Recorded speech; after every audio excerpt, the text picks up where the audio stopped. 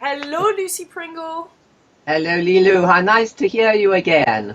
Yes, it's nice to hear you again too. Uh, you're a photographer and you've been researching around crop fields for many years, and you Yes, recently wrote an article called "High and Lows." Can you that's right. can you tell us about this article?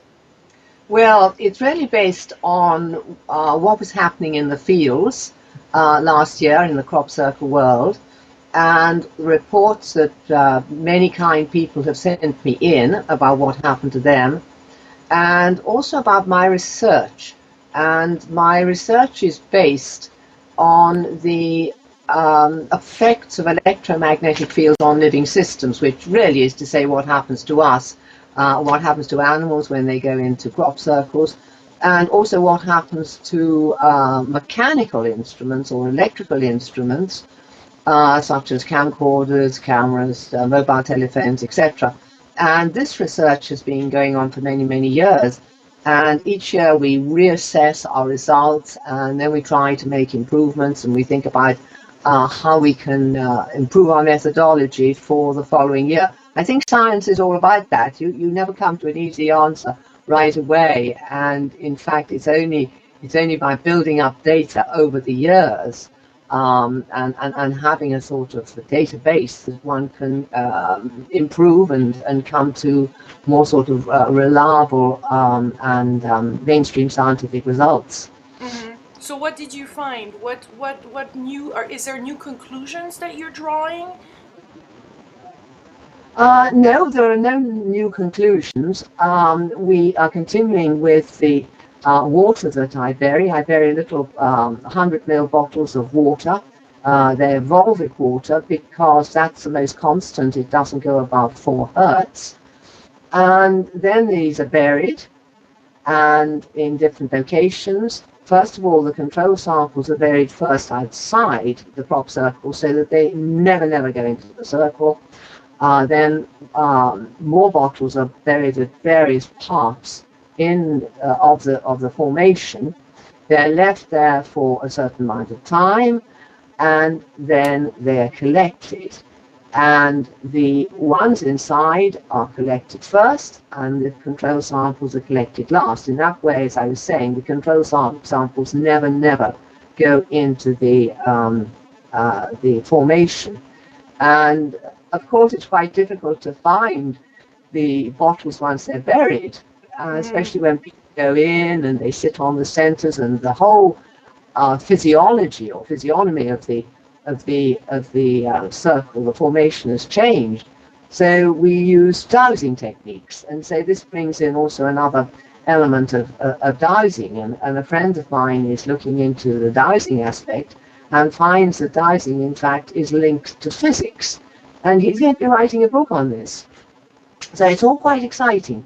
But in order to we're going to do an additional test this year. We're going to attach little capacitors to the bottles of water, and in that way we'll be able to do an additional test, which will measure the capacitors will measure the in joules, which is a scientific measurement. So this is an additional um, area of research that we're going to be doing Is there is each there year. is there something in particular that you want to show or prove scientifically, or are you just allowing the science to reveal some new elements? Well, what we do each time is to really illustrate that in the genuine formations there is a difference between what we're finding inside the formation and what we're finding outside the formation, i.e., in the control samples. And in that way, it is telling us that something is happening inside the genuine crop circles that is not happening outside. And if we can put that into scientific measurements, then we're going a long way to illustrating possibly how the force actually hits the ground, etc. Is that force the same than the intelligence that you refer to in your article? The intelligence, well, that is possibly a consciousness. That, I think, is possibly the driving force behind the force, if you like. The intelligence behind the force. But the force itself, I'm quite convinced, is just a combination of a whole lot of natural forces. But there has to be, I'm absolutely certain, there's a driving element behind all this. And that is the intelligence, as I see it. And is part of your research to try to understand those crop circles and their meanings? Because last time you were saying that each of us have a different feeling and each of us have something different to discover from it, and just look at them like mandalas. But is there some particular messages that could be attached to them, or is your research helping to really describe something more global? No, I don't think so. I mean, many people believe that the crop circles are telling us how we are damaging the planet. But these are individual interpretations. This has nothing to do with the scientific aspect of it. But I feel that the scientific aspect isn't the only aspect, and that many people have these wonderful experiences, just like this man, Steve Meredith, who'd had an accident when he was young, a skiing accident. He hadn't broken any bones, but he had damaged the muscles in his neck. And over the years, the pain got worse and worse and worse, increasingly bad, until he got to the stage where he could only sleep on one side of his head, and he had to have special pillows, etc. And he and his wife went down to the Marlborough area this summer. And they went into, I think they said 12 or 13 different crop circles. And he went into one which we call the hummingbird. And he said he was just sitting there, and he simply couldn't believe it. One moment he was in a tremendous amount of pain. The next moment he said, where's the pain gone? It had gone. And the hummingbird, of course, has lovely sort of mythological legends attached to it. In the Andes, they think that the hummingbird dies during the night, and then it comes to life during the morning, and therefore it represents and is a symbol of resurrection and eternity. And the Aztecs believed that the hummingbird was brought back, appeared in the shape of the souls of their dead warriors, and they were known as the butterflies of the Andes. They appeared either as hummingbirds or butterflies, and they were known as the butterflies of the Andes.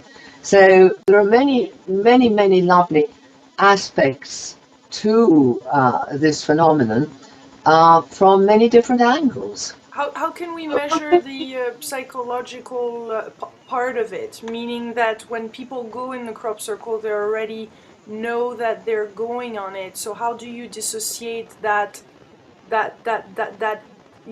psychological effect?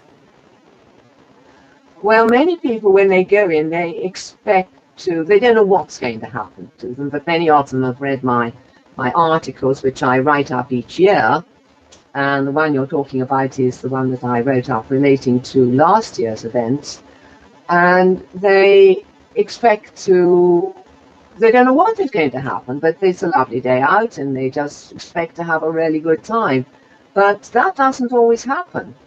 And this is what takes them by surprise, when suddenly they feel dreadfully sick. Or there was one woman 2 years ago who she was in a crop circle with me, and I was with a group of other people, so I never saw this happening, and I felt rather bad about it afterwards, that she'd been sitting meditating, and she went to stand up. She was with her husband, and she fell right back, and she tried to get up again, and again she went right backwards, and she wrote to me, and she said it was just as though somebody flung her back.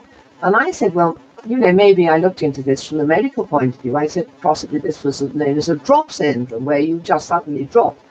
And she said, I don't care whether it was a drop syndrome or not. She said it felt like being picked up by a wrestler and thrown to the ground. Well, certainly she didn't expect that. And many, many other things. I mean, I've got a database now of over 700 reports that these wonderful people have sent me in. And it's due to these reports, and I'm eternally grateful to them, that help me in my research as to what is going on. Because from the psychological point of view, there are all sorts of, there are different levels of consciousness. We have the beta, alpha, theta, and delta, which are all judged on different amplitudes and frequencies. And you and I are now in the beta, because we're thinking we're in our logical state of mind, and that, I think, goes from 15 to 30 hertz, etc. Then there's the alpha, and the alpha is an interesting one because it's the bridge between the conscious and the self-conscious, and subconscious rather. And then we have the theta, and that is lower down, and then eventually we have the delta. And strange things happen in all of them. You can get spikes between 18 and 18.5 hertz, which indicates an extraordinary sense of oneness. When people go in, they quite often find that they're talking to people, and it's as though they've known these people all their lives, and they feel at one, not only with the universe, but with everybody else in the crop circle. And that also is relating to the highest chakra. So there's an awful lot involved, Lulu, which, we're just investigating on so many different levels. So would you say it's bringing a new energy on the planet? Like just the fact that those crop circles are more and more seen and more present, it's contributing to a shift or bringing additional energy that is needed right now? I think it's helping in the increased awareness on the planet, but at the same time, just as you get light reflecting dark and dark reflecting light, in fact, you wouldn't observe light unless you had darkness. You're getting this element that is trying to ridicule the crop circles.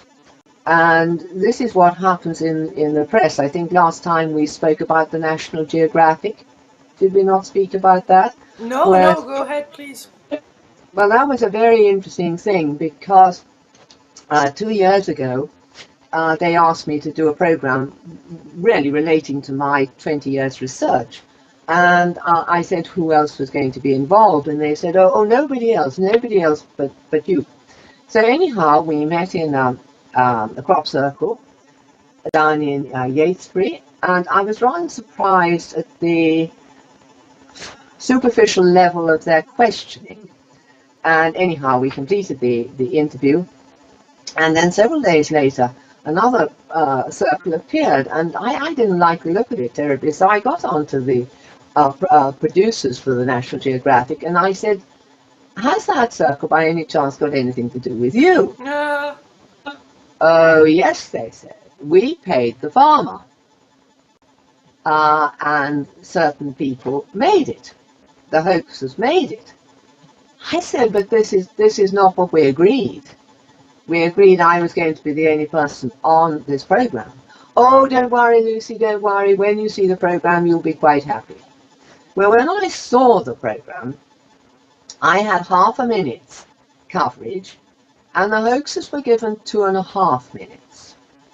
So I wrote up on my website in the news bit about this. Well, last year I was also invited again by the National Geographic to do a program, and I said just go to my website and read the article I wrote about you last time, and I don't think you'll want me on your program. So I then wrote to several other researchers all over the world, and I warned them. I said, if you're invited by the National Geographic, watch out. Well, I had an email from a Dutch researcher called Bert Janssen. Now, many people stay up all night hoping to see one of these circles appear. and they got themselves at vantage points like the Wansdyke, etc. And this researcher was walking past Silbury Hill one night, and he saw lights towards the West Kennet Long Barrow, which is very close to Silbury Hill. So he walked towards these lights, and he saw a film crew, and he went up to the producer, and she said, "Oh, we're doing this for the National Geographic." Oh, he said, "Well, what are you doing?" Well, she said, "These men are creating a circle by moonlight." Well, if you saw those two great floodlights, you would realize the moon had absolutely nothing to do with them making the circle. And so he went over to see what they were doing. And there they were with their boards, and they were walking round a circle. But that circle had appeared 3 weeks before. Now, the way the National Geographic shot that program, Mrs. Joe Public and Mr. Joe Public would have had no idea that those men weren't actually creating the circle themselves. Now that to me is dishonesty, deception, almost fraudulent. And why is, I was talking to many people and I said, "What do you think about the National Geographic?"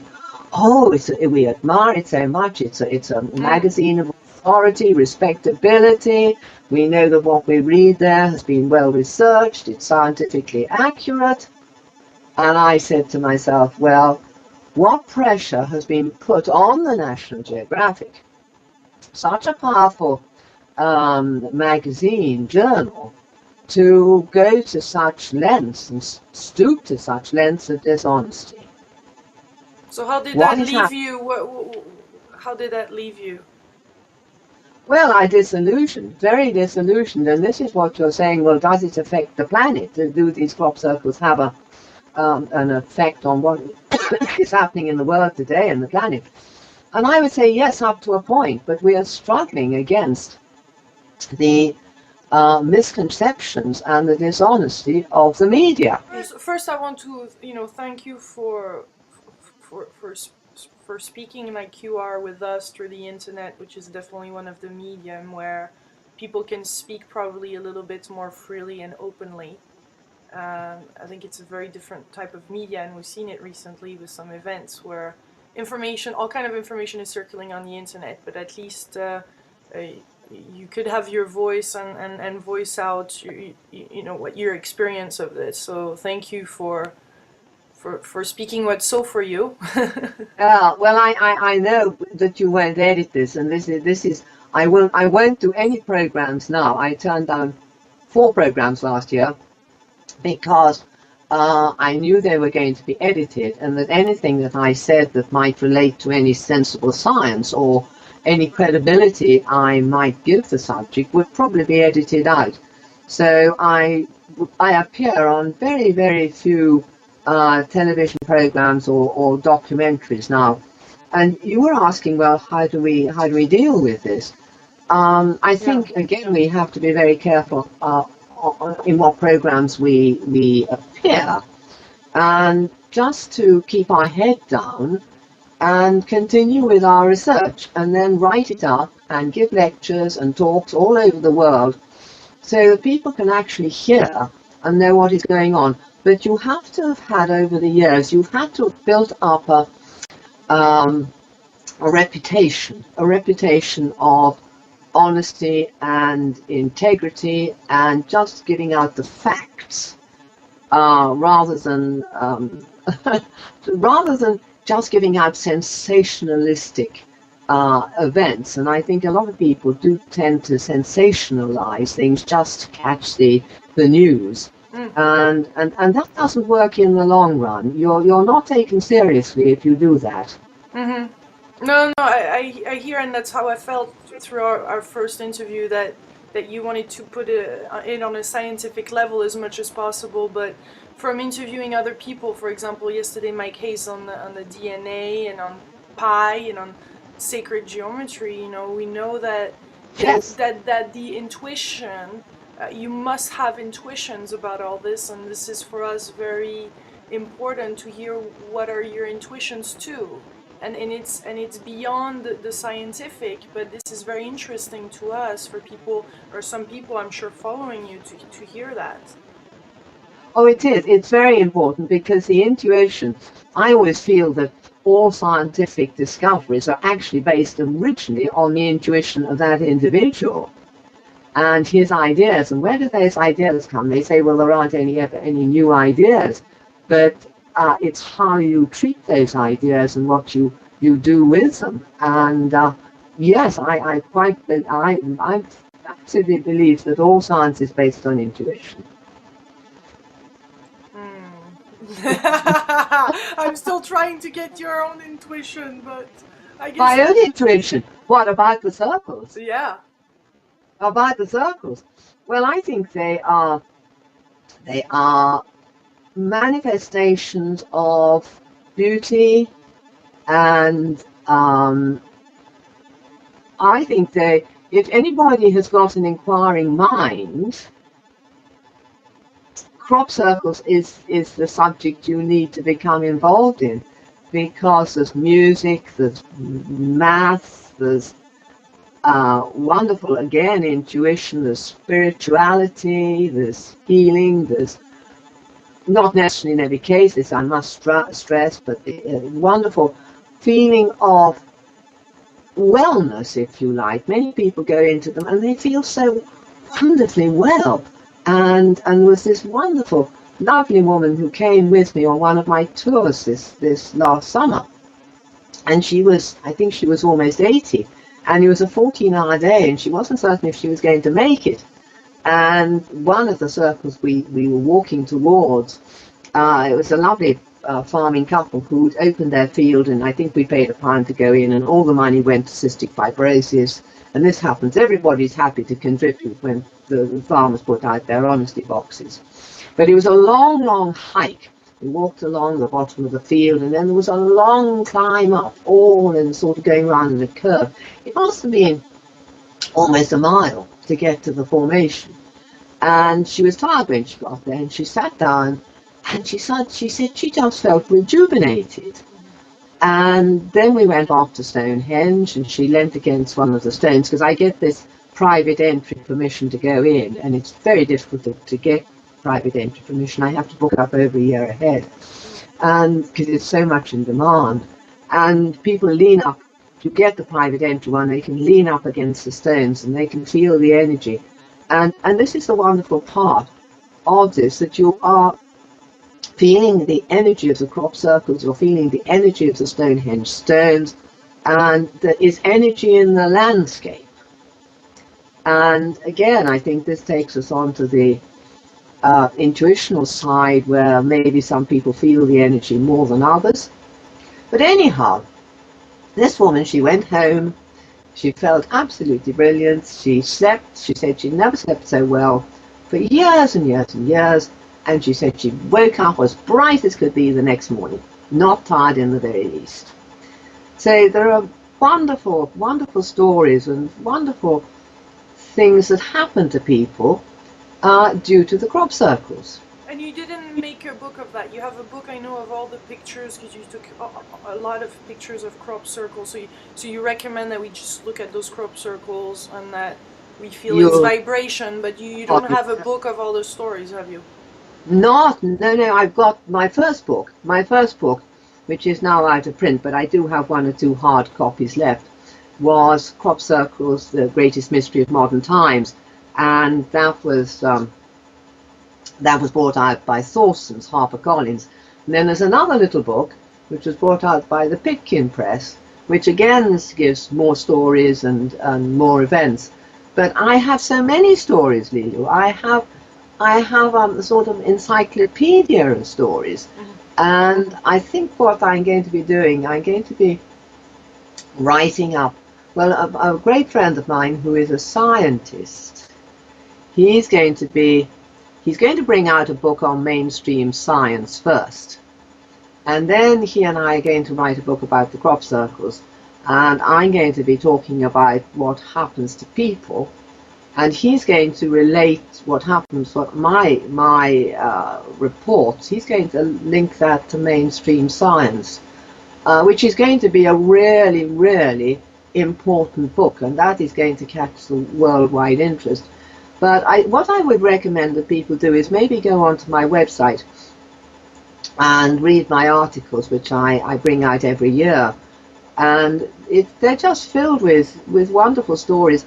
I feel so humble sometimes when I listen to what people tell me, the quite miraculous things that seem to have happened to them, and how going into crop circles have affected their lives, and they don't care whether there's any science linked to it or not, and quite rightly so, because it's unimportant to them. It's just changed their perception of life and perception of how they deal with other people, how they deal with problems, etc. So I think they have a wonderfully overall beneficial, they're a wonderfully beneficial gift to us. Yeah.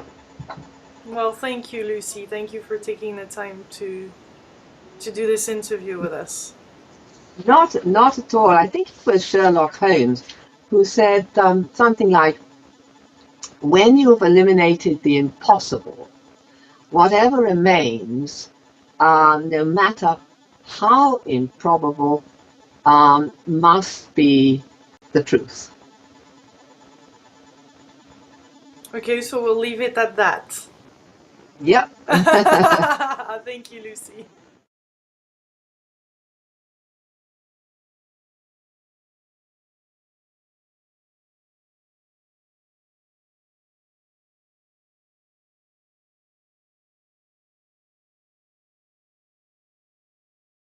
Earths, and then these are buried and in different locations. First of all, the control samples are buried first outside the crop circle so that they never go into the circle.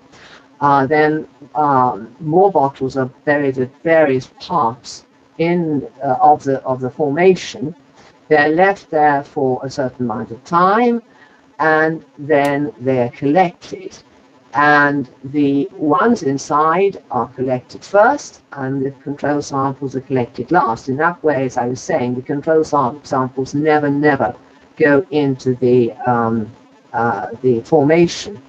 And of course, it's quite difficult to find the bottles once they're buried, especially when people go in and they sit on the centers, and the whole physiology or physiognomy of the circle, the formation has changed.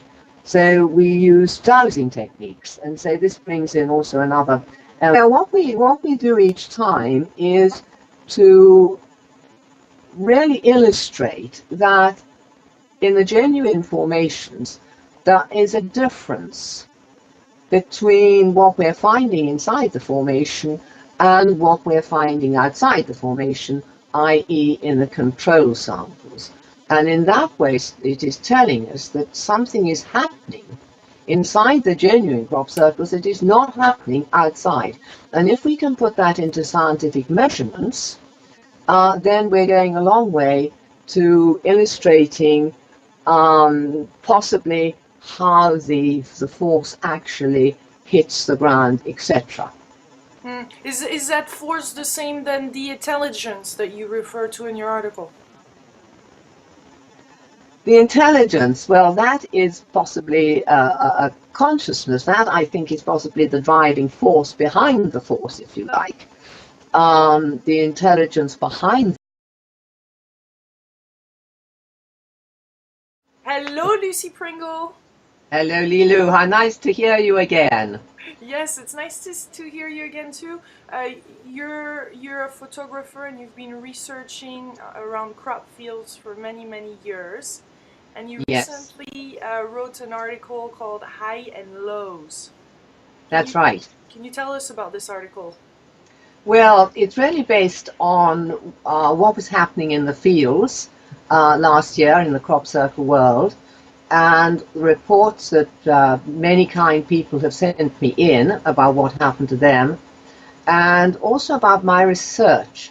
And my research is based on the effects of electromagnetic fields on living systems, which really is to say what happens to us what happens to animals when they go into crop circles, and also what happens to mechanical instruments or electrical instruments, such as camcorders, cameras, mobile telephones, etc. And this research has been going on for many, many years. And each year we reassess our results, and then we try to make improvements, and we think about how we can improve our methodology for the following year. I think science is all about that. You never come to an easy answer right away, and in fact it's only by building up data over the years and having a sort of a database that one can improve and come to more sort of reliable and mainstream scientific results. Mm-hmm. So what did you find? What new, or is there new conclusions that you're drawing? No, there are no new conclusions. We are continuing with the water that I vary. I vary little 100 ml bottles of water. They're Volvic water because that's the most constant. It doesn't go above 4 element of dowsing. And a friend of mine is looking into the dowsing aspect and finds that dowsing, in fact, is linked to physics. And he's going to be writing a book on this. So it's all quite exciting. But in order to, we're going to do an additional test this year. We're going to attach little capacitors to the bottles of water, and in that way we'll be able to do an additional test, which will measure the capacitors will measure the in joules, which is a scientific measurement. So this is an additional area of research that we're going to be doing. Is there something in particular that you want to show or prove scientifically, or are you just allowing the science to reveal some new elements?